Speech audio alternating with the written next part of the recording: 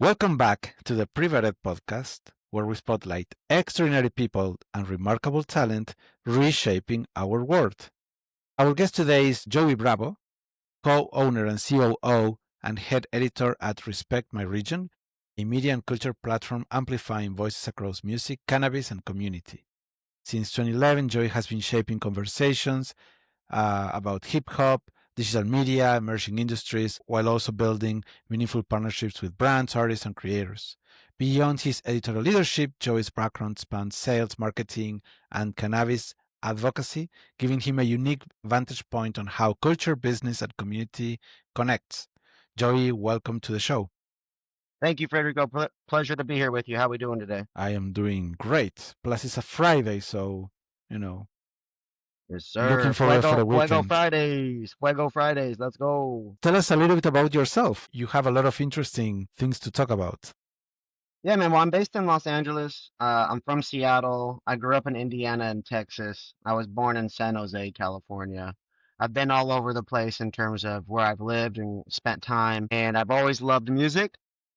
And then I got into college, and these girls that I was friends with and playing volleyball with, they actually played volleyball for the college, and then some girls that played, really competitively before college. They all of them consumed cannabis for their menstruation cycle, for their period pain, for their cramps, for their nausea.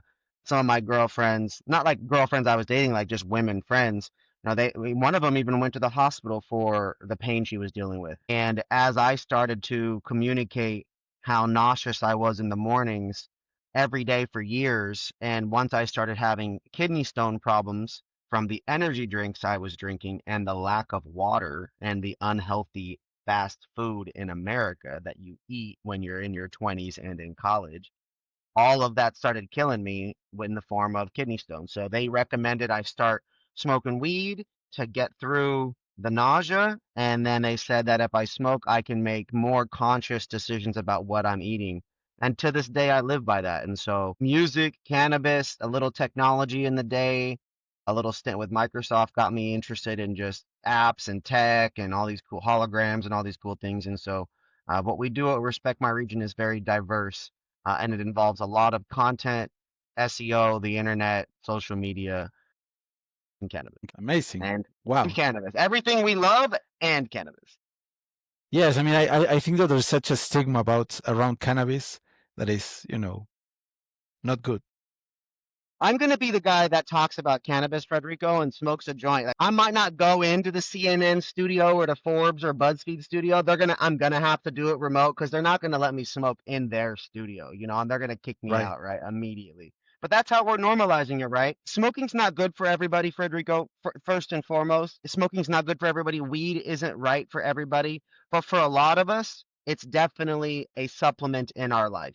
And it is an alternative, healthier addition than some of the other habit forming things that exist and are marketed to us every single day. Energy drinks, Federico, not good for us. A lot of the food in America, not good for us. The processed food, the fast food, the things that they push us, the sugary drinks, sodas, Gatorades, all that so sugary. They really. I have a friend from Chile, Federico. He came to my work yesterday. He's complaining about having to get a root canal and his cavities fixed. He's never had dental problems in his life. He's been in America for 2 years. Wow. Yes. It's incredible to think about how much our life in America is set up against us in terms of what we're fed and drink and what they're marketed and the pharmacy and things like that. And so cannabis way healthier in a lot of ways than many of the other things that exist. And that's why we advocate. That's why we do music, technology, sports, content, business, inspiration. We try to just help people, go down their life, but life can be hard, Federico. So we also like to give people that knowledge about something like this. This is an emerging market, CBD, cannabis. It's important for people to get the knowledge before they just prejudge it based on the Right. Right. Yeah, I think that I agree with you. I mean, I understanding that there's some negative effects of, sugar, alcohol, right? But cannabis is not set in that same category, right? It sets as It is something, still it's still viewed as I want to say a schedule. It's still the same classification basically as like heroin in the United States. And so right. to certain people, if they're old enough and they're not in social media, and they just listen to whatever news they listen to, they're not going to get the full picture, right? They don't have a clear understanding of it. So they might think it's still in the past and people are still crazy and or this or that. When in reality, the 65 to 80-year-old guy is using it because he has so much chronic pain. The woman down the street is trying to get off of wine and she's starting to drink cannabis beverages. And there are a lot of products that are very low dose, so it's not even about getting high anymore. It's actually about relief. And that's something that we like, helping people find relief through education, through music, through traveling, or Right. through cannabis. Right. Yeah, I think that's what I talk about the stigmatization, right? Hmm. Because I don't think it's the same as heroin, right? I think it's a whole different thing. The addiction part is the mechanism is very similar to alcohol, right? There are a lot of other social components that leads to the addiction, not the cannabis per se, right?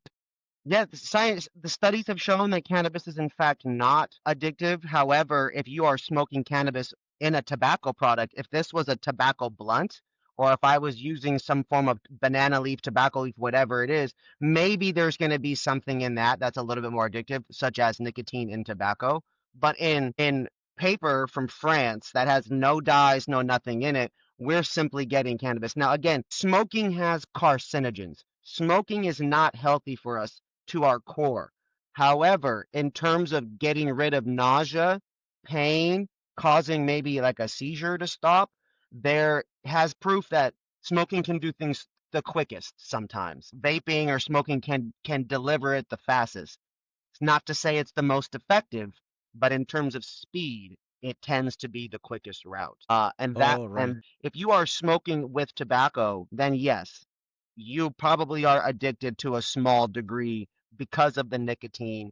But also too, we as people, we do want social energy. Even the introverts, we have to have a little bit of socializing. And with cannabis, it does create this desire to be around people, or maybe just to do it by yourself. And some people just smoke and watch podcasts, Federico. They just get high and they learn and they just learn. Right. Right. Amazing. Yeah. Yeah, it's very The interesting these days. Yes, yes. Then the other component, which I think you kind of mentioned it a little bit, is the um,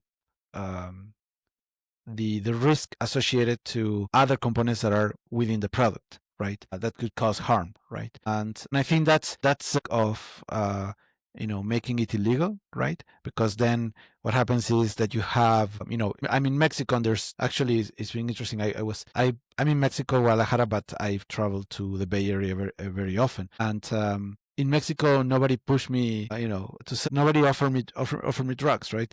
Because of the places I move around. But that happened in San Francisco, right? Oh yeah, oh yeah. You walk around to any major city in the United States, there's a 70% chance that you're going to get asked if you want Right, drugs, or there's 100% chance you're going to walk by somebody doing drugs. right, Yes, right. especially in San Francisco. Yeah, yeah, yeah. And the thing, well, what I'm trying to say is that when the you cannot trust the where the product comes from, right? If it comes through The streets. from the streets, yeah, then you have a risk of are you taking a product with quality, or are you taking a product with contaminants? And those Absolutely, contaminants absolutely. could be very dangerous. Absolutely. There has been lots of proof of certain pesticides causing nerve damage, causing cancers later in life, creating different forms of chronic pains and other forms of bodily damage. A lot of it has to do with your nervous system. When you're talking about concentrated chemicals and it going directly into your lungs or directly into your stomach if you're eating something or drinking something, it's very important that the cannabis is grown in a way. It doesn't have to be organic, but it's certainly better for us as humans to be eating organic things at this point, or smoking organic things, or drinking organic things. I know that sounds funny to think about. Well, smoking organic. Well, yeah, they're the way that people grow things is incredibly important. Where it's grown, Federico, is incredibly important. You live in Mexico. Mexico's drug markets is historically run by cartels. Do we think cartels are using organic cultivation methods for their weed? Probably not, right? We know this because labs are testing flower. The police and the DEA, they test the product to see what's in it, and you can identify patterns based on those tests. You can see, oh, the cartels tend to do it like this. The Chinese tend to do it like this. The Canadians tend to do it like that. Do you know why, Federico? Because the rules and the laws are different in every country. What you can use to grow things in that city or in that region, it's different everywhere. For every country has different rules. And what's allowed in China is not necessarily the same in the US. Think about it like some, you know how like some Coca-Cola and sodas, they have this type of sugar in one place and no sugar in another, or they have to, no colors and dyes, right? Or in some places, right? Like Right. red 40 is not allowed all over the place. The United States is old school. And obviously people that are familiar with the current political climate, to a lot of people, we're going backwards, right? In terms of the rules, the laws, the progressive things, stuff for women, stuff for diversity, whatever, right? These are all important things, but in a lot of ways, we're going backwards in those areas. It's important to recognize that if we aren't consuming healthier things, we're clogging up the healthcare. Or if more people are sick, we don't have the hospitals to take care of that. You know what I mean? If COVID Right. ever, if all of a sudden people get a ton of bad weed or eat a bunch of bad mangoes or a bunch of dirty apples or the whole meat supply, it affects our economies in a big way. It could happen for Mexico. It could happen. Imagine if all of your guys' chiles, all of the jalapenos just got sick, and then also people got sick. Could you imagine that? And so we have to have strong agricultural practices that take care of our consumers in order for us to work hard, work longer, make businesses money, because the world is a business. Everything costs money to survive. It just every country, every road that we drive on, every product we buy, whatever it is, it all costs a lot of money now. And so we have to be able to, as humans, we have to live and be healthy to utilize these things and do it over a period of time. And so it's important that that people are growing cannabis in safe ways, that they're buying cannabis legally. It's more important that you go vote at this point. That's the reality. In Mexico, it's important that people go vote for legal cannabis so people can have a safe place to go buy it, eventually have safe places to consume it. And I mean, who knows what's going to happen with cartels and narco? Who knows? That's a whole that will exist, and but you have to build structure. You know what I mean? Costa Rica medical, Colombia medical, Canada medical, Germany medical, Czechoslovakia. There are a ton of states legalized, Federico, and it's time for Mexico to step up and join in on this international opportunities. Right. Right. And something similar happened with prohibition. When they prohibit alcohol, then a lot of people went underground and they start selling it illegally Yeah, and and it becomes unsafe. Things can safe. explode. Yes. Things can explode. People can get sick. People, it's not just that we shouldn't legalize everything, and it doesn't have to be 100% in anyone's favor, but there has to be a compromise and it needs to move forward. And so I advocate for legalized cannabis so people can not feel so sick, not be so depressed, be inspired to be creative, or maybe they just are good at business and this is another business for them. Who knows? Like we could, Right. it's just another business industry at the end of the day. Yeah, I think that the legalization will make it safer for everybody, right? Hmm. Because now you have people that are selling that are can be accountable for, right? Then And the taxes. pay taxes. Can't Yes. forget taxes towards infrastructure, taxes towards teachers and schools. The money can be used to fix things that are dangerous in our communities. The money can be used to fix things and pay people more to spend more time with our children, to develop more programs. Soccer, football, the Mexican teams and the Mexican leagues are better than they've ever been right now because of training and technology and investing and parents and teaching and time. You invest into more of that, more kids become healthy, more kids play outside. safer places, higher levels of education, eating healthier. Kids that play sports eat healthier. We want more people being healthy, living and reaching their full potential. It's not just cannabis, it's being healthy across the board. We need people to go vote and be involved in their communities and be picking things that are helpful for themselves long term, right? Right, right. Yeah, I think that that one of the things that I've seen happening is that we kind of lost this idea of hierarchies, right? So we should be able to say, well, this is the ideal, right? The ideal is for you to be healthy, to do sports, to have a complete family, to have a monogamous relationship, long term, right? That's the ideal, right? That should be the ideal, right? And It's then a from lot of people's idea of perfect. But let's also be fair, Federico. It's okay for people to do a couple of those things and then replace those other priorities with something else, whatever it might be. If they want to be, going to Burning Man and doing that, they can. If they want to travel their whole life, fine. And then there's the double income, no kids. Have you heard of that? yes, That's perfectly fine too. We have enough kids in the world. Adopt a kid, don't adopt a kid. Adopt a dog. There's a lot of animals that need help too, you know? Like I grew up with a lot of closed-minded perspectives being forced onto me and moving to Seattle, having a lot of LGBTQ plus influence in my life as a child with a gay parent with lots of really cool gay friends. I grew up in the 90s, man. My mom, when we would go to the softball games, it was a bunch of lesbian women playing softball with mullets in the 90s. Like it was a classic scene, And they all had young boys. They all had boys. It was the funnest thing because then you have a bunch of friends, just automatically. right. And we all went to school together too. So, it's like people paint these pictures and have these perspectives. You grew up with a gay parent, it's this or that, and it's like, man, you know what? We had the best birthday parties because it was a bunch of people drinking, and back then everybody smoked cigarettes, and so it was, and especially in Indiana and Texas, like it was just always a good time, and I take a lot of these perspectives and those experiences from my childhood, and I bring them here with me, and I try to make a good time for the work that we do. I try to enjoy the industries we work in, and I try to help other people because a lot of people have helped me along the way. Right. Right.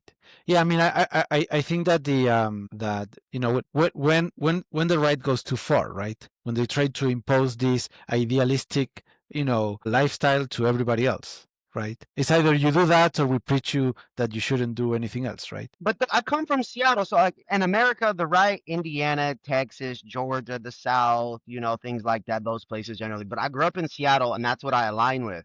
And I will be the first to tell you that if you don't align with that entirely, with a lot of people, you are looked at like like just as bad as the other ones. And I'll give you an example. People that I respect, they people get anybody can get online and anybody can go out and volunteer and do stuff and make it seem like they're doing all good, all good, all good. But you're one person and you might be able to help 500 people a month times 12 months. That's a lot of people. You're helping 6,000 people. You know what I'm saying? That's helping a lot. But guess what? When you start bringing other people down and you stop and then your true impact, you're the problem. And you're not, even though you're helping people and it could be 6,000, it could be 60,000. I don't care. When you start bringing people down online and other people see it, that's where one person tells three people, those three people tell 10 people, those 10 people tell two people. Then it just starts becoming a sickening negativity chain. You see what I'm saying? And that's Right. where and that's where people try to impose their things too much on other people from a political standpoint. Let other people make their mistakes and deal with the impact. Let them reap what they sow. You know what I mean? Instead of us all trying to tell other people what to do, right? The media, we try to, we feature positivity and try to do education. We're not playing the political game and trying to push Right. a lot of like true messages out there, like this or that. We do want all prisoners, all nonviolent cannabis offenses, like the prisoners that are in jail for weed that didn't do something violent, we do believe that they should be out. Cannabis is legal in a lot of states. If they're in a state where they should be out, they should be out, right? It's that simple to us. But it's not that simple for a lot of things, right? Right. And so We try to maintain a fair balance of pretty much just being positive on Respect My Region. I, as the head editor and the operations guy for our brand, I try to have a culture here now where we provide opportunity for students. I reach out to people in our industries and just, I listen. And if there's people that don't have experience and want in, I try to give people their first shot. There's a lot of people that are looking for Forbes journalists. There's a lot of people that want the best creators. We can't afford the best creators. We don't, cannabis is a hard industry. I work 3 jobs and one of those jobs pays for one person to help me. Like I make no money on it. Right. The cash tips I keep from that. You know what I'm saying? To be able to pay for one human for the whole month for me. And it's a great job. I love what I do and it's all positive. And with that help, I'm able to make quite a bit of money off of it. But it's still the point of more. We need more help. And we're looking for a certain kind of person. We're trying to have a certain type of culture. I've made mistakes in the past, and with those things, you learn from them, you bounce back, and you try to, not to say never, but we try to not do those things ever again, right? Right. Right. Very interesting. So, are you still doing 3 jobs? Oh, of course. Yeah. I got to bounce. So today we'll do all 3 of them actually. We're podcasting with 2 guests after this. Shout out to the people that we're interviewing today. We've got the lounge. There's a consumption lounge here in West LA, Catalyst Consumption Lounge. It's like a sports bar vibe. We got 7 or 8 TVs up on the wall. You can play games and arcade and shoot baskets but it's just meant for you to buy a weed at the dispensary and just come hang out there and have a safe space to legally consume. No alcohol, no tobacco, but you can eat and hang out and order food there or whatever. That's pretty new, those kinds of things. They have been around for probably 6, 7 years now, but this location is new. And it's pretty cool. We're interviewing some pretty large music artists there. I interviewed him Marley, which is Bob Marley's grandson there yesterday. Wow. Yeah, pretty Amazing. cool. Big shout out to him, Marley, for coming through, man. I appreciate y'all. Big shout out to Fredo as well. Appreciate you guys, man. That was a blast. It was a really cool time hanging out with him yesterday, hearing his music. And then we interviewed Akon a few weeks back with his 2 artists that he signed to his record. Right. Right. Very interesting. Yeah. Yeah, Federico, we're out here making moves, brother. It's a good time, man. You're here podcasting. I'm here podcasting, man. It's a good time. I appreciate you guys inviting us. Big shout out to the Pre-Vetted Podcast for having me, folks. Respect My Region in the house. Let's go. Amazing. Yeah. Yeah, I've been doing podcasting for 3 years now, and Yeah. it's been an amazing experience. Why do you choose to do it, Federico? What's your goal with all this? Why are we pre-vetting people and sharing these stories? So, for me, podcasting is about making connections with amazing people, right? And learning from different perspectives of the world, right?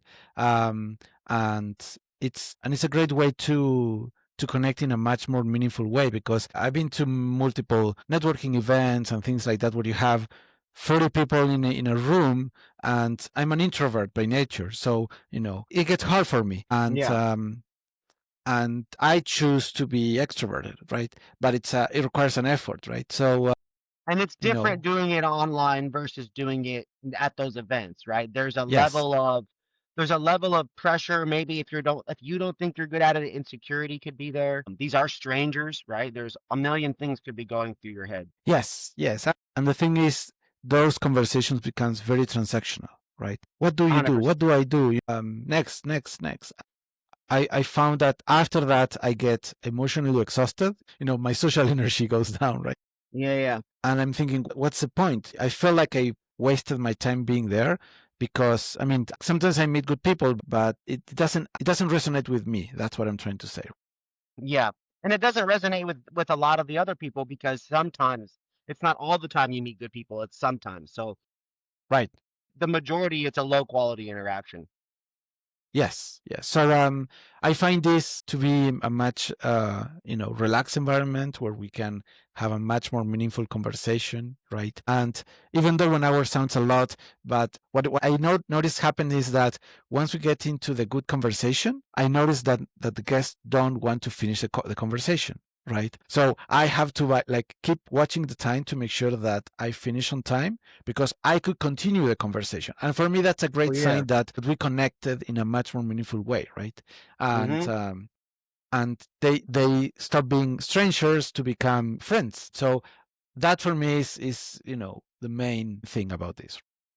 I love it. Do you have a business? Like, is this podcast marketing for your business, or is this just something you like to do to network? So I'm doing mostly this for networking. I call it PreVetted because I'm launching a platform product called PreVetted AI, where we are vetting software engineers, designers, QA, different roles. Hmm. And we're doing that with a human process that we already have proven results. So I'm working towards building an AI agent that could do the initial screening, in the initial interviews, right? So that's why I call PreVetted.ai, right? I love it. I So love it. I'm in that, but this could be called Federico, right? So yeah, so my, I have the privilege of having the time to be able to do this, right? And I love No, it. that's Yeah, awesome. No, that's very cool. Very cool. Very cool. yeah. What about you? What are you doing? Why have you decided to do podcasting? So we launched the pod. We actually have a variety of shows. Big shout out to our sponsor network and the variety of people that sponsor our different shows. So we have our website, respectmyregion.com, and we have social media profiles as well. Some of those social media profiles have 65,000 likes, 50,000 followers, maybe 5,000 followers, maybe 71,000 subscribers, right, for YouTube, things like that.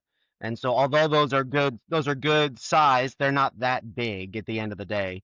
And so we decided to utilize all of them together to create a network of shows. And so we do in-person podcasts, we do streaming, and then we also do something like this where we record it and then post it later. We do three different formats. We just fluctuate and flex between whatever needs to be done. Yesterday was, a podcast format interview with him Marley at the Catalyst Hawthorne Dispensary and Consumption Lounge.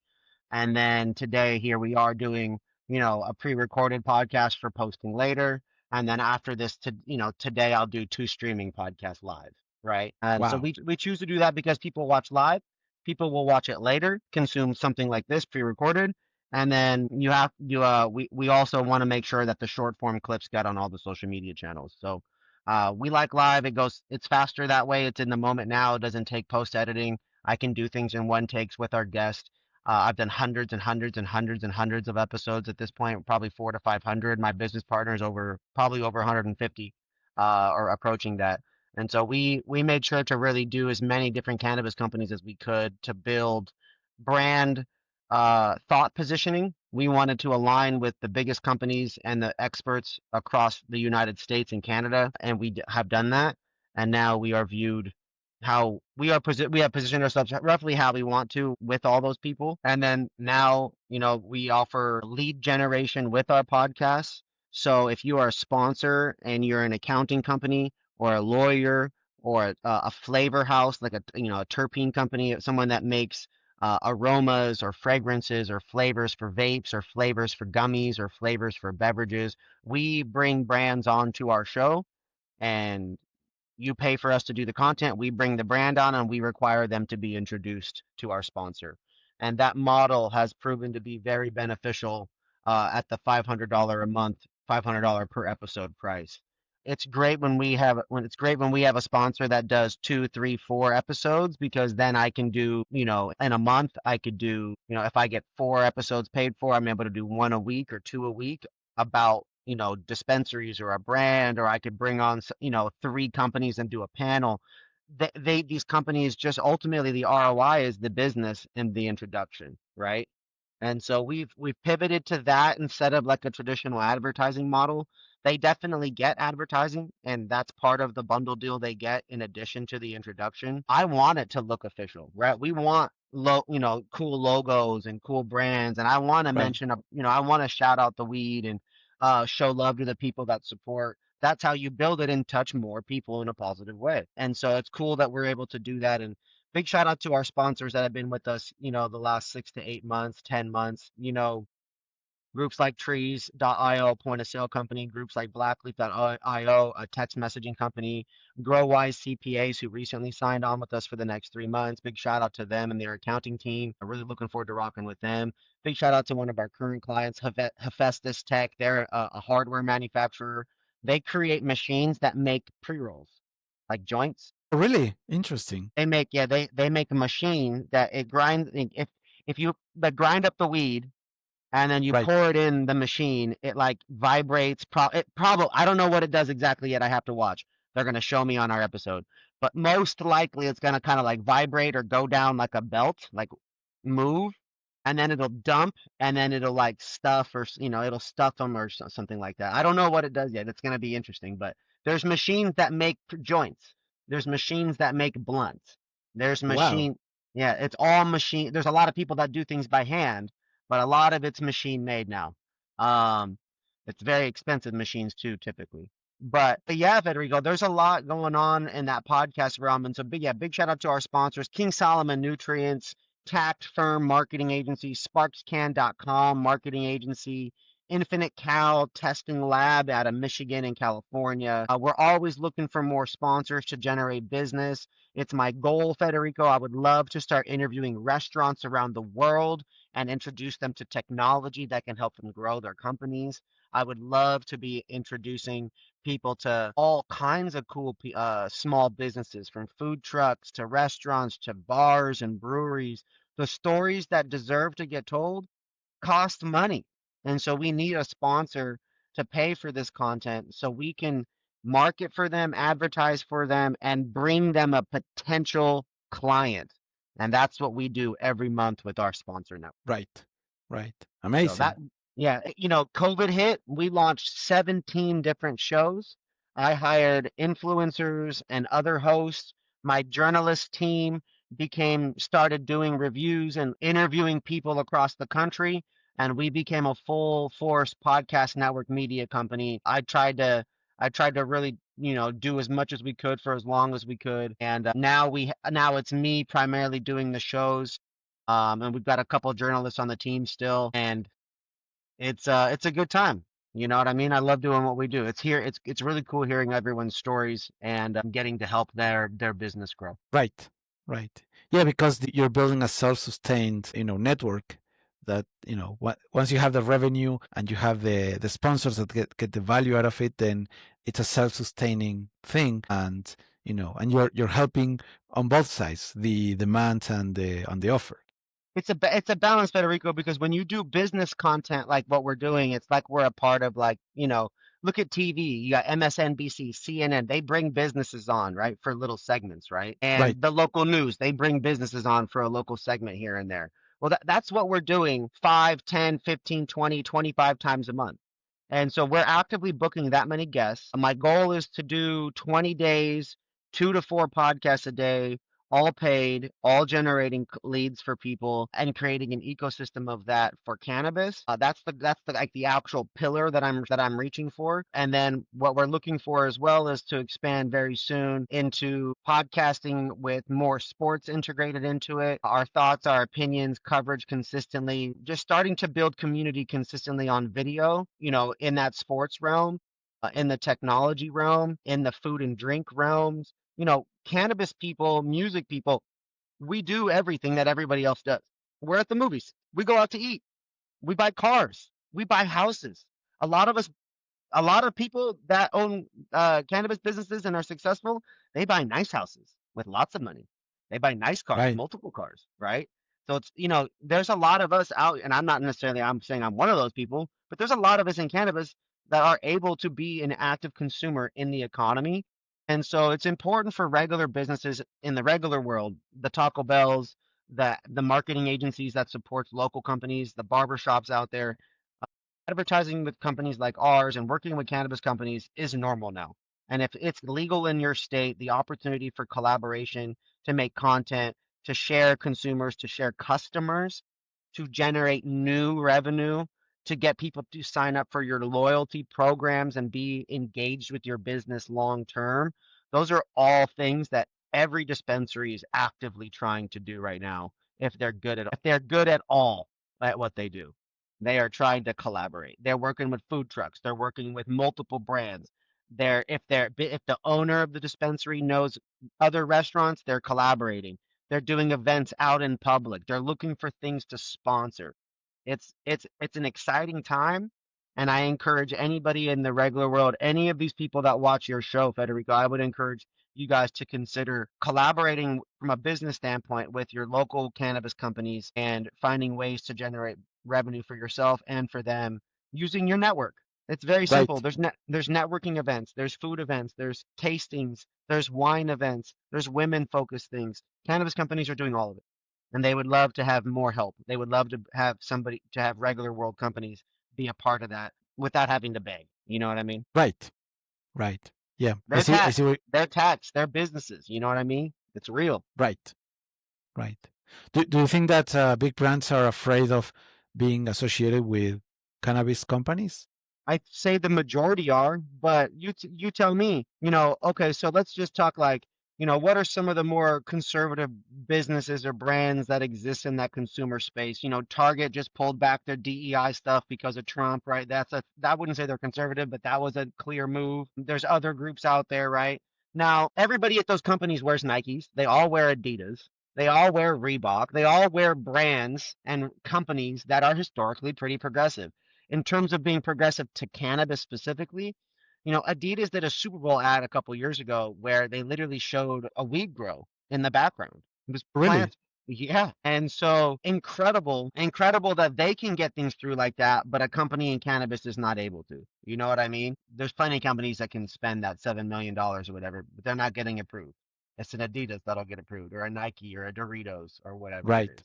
Target, right? So yeah, you got, the people that set the trend that are first, you guys are going to get the money first from the cannabis people. When regular world companies support cannabis culture, not the stoner, this, when you just participate normally, you're a restaurant, you're a barber shop, you do hair, you're a dentist, you're an accounting firm, you're your local insurance company, right? You're the local Mexican restaurant chain, whatever it is, right? The quinceanera dress company. There's nothing weird about going and participating in the cannabis scene as yourself. You don't have to smoke weed. You don't have to enjoy getting high to go participate in a marketplace for the local community, and cannabis is there. You know, you don't have to. Right. They don't care. People just love to see you. They're excited to share their story with people. Yeah, they're going to tell you like, "Oh yeah, I use it for this or that," but that's still up to you to decide.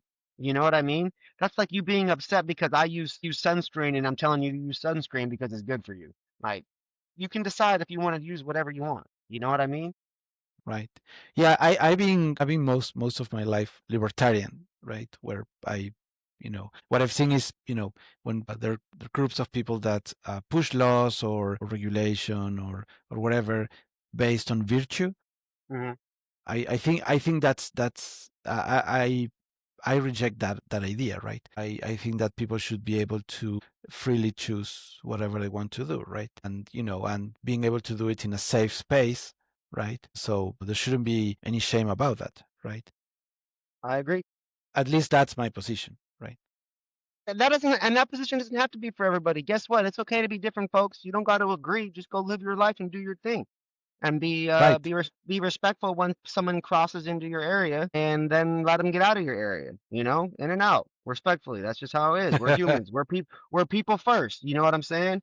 You don't have to agree with everything, but uh you know I positivity, be healthy, get your butt outside. Oh, the old people that live a long life, you know what they say, Federico? They say motion is lotion, baby. That's what they say. So eat good, be healthy, drink water, and go for a walk every day. Right, right. Yeah, yeah, yeah. But I still think that, as I don't know if it's as a libertarian, but this idea of, okay, we should pursue an ideal and try to work towards that, right? I think that's Yeah. that's great. And but it's not about virtue, it's about value for the society, value for the individuals, pursuing a healthier life. It's better for everybody, right? Not only for the individual, right? Those type of things, right? I think that um, we should be able to say, okay, this path is better, right? That doesn't mean that we should shame everybody else that is not choosing that particular path, right? Yes, yeah, yeah, that's what I was saying earlier, and agreeing with you again here for sure is just let other people do their thing, and Right. unless it's negatively affecting you, and they're you see them out there yelling and screaming about it, and it's negatively affecting you, or if it's online, we all got to be as patient as we can, and then you gotta find a way to communicate about things better, and that's something that I got to do in my life, personal and professional, better, and always work to is It was always being patient and figuring out a way to communicate in a way where, you know, it's a little softer, I guess I would say. Right, right. Yeah, so I have people in my life that are pursuing, different lifestyles, and that's fine. They can do that, and and sometimes they invite me. Most of the time I say no, or all the time I say no. I have my lifestyle, and that's fine, But they I respect their decisions. I respect mine, and we're good friends. We have a great relationship, right? And that's why I talk about imposing. If one group of people is imposing their point of view to another, then that becomes an issue, right? Whether it's on one side of the political line or the other. I wouldn't say imposing that necessarily, but I'd say imposing their will. You know what I mean? There's that boundary, Right, right? You can talk but you can mention something over and over to me because you're trying to sell me on something, and honestly, that's no different. But imposing your will on me is that's a step beyond. You know what I mean? Like right, imagine this. Do I have a problem if you're trying to get me to go vote for something or listen to you about something that I don't know about or that I haven't heard of? Not necessarily. You could yell it at me. You could be on a mic. I mean, those old guys that stand in the corner with the microphone and they're always yelling about God. I mean, that's the perfect example. They're not imposing their will on me, but they are yelling at everybody there in a way that is crossing everyone's boundaries, right? And right, although they are imposing what they're communicating just over and over and over, and it's annoying, and I would definitely say it's in a negative realm of communication in a lot of ways. They're not imposing their will on me. You know what I mean? That would be actually grabbing my arm, stopping me, right. and then causing me to have to do that, right? And that's that level that I don't think I've ever heard anybody or seen anybody in cannabis really do and like get mad about. But you definitely see people do that about their politics now, left, progressive, West Coast, middle, wherever, and on the right in the United States and around the world at this point. It's frustrating that people can't be more of a humans in that realm, but it is what it is. And I guess the beauty and the curse of that is that we're all able to be different. And in America and in a lot of other places, we're free to be however we want to be, right? Right. Not to Yeah, say people, not everywhere. People don't have to treat you nicely. No one just has to be nice to you. It's a choice. And people always, it's better for the world if people are nice, right? But it's not a requirement. You know what I mean? right, right. Yeah, I think that there are two components of the people that are on the street screaming at a microphone. One is that they're preaching. That's preaching for people that are outside their whatever religion it is. That generates a rejection. Who wants to be preached, right? Nobody. So that there's that, and then the other component is the having a microphone in the middle of the street that becomes annoying, and that's yeah, that's a I like displeasure some at least, right? performances, like some in the realm of music, Federico. I like some performances that are in the street with the live background and like a headphone. Like I like the Venice Beach performances or the Right, DJ performances on the rooftop and stuff. I think there's a lot of really cool examples of creativity in that realm. But yeah, grabbing a mic and yelling at me about God and this and that and reciting, I don't know how effective that is in 2025.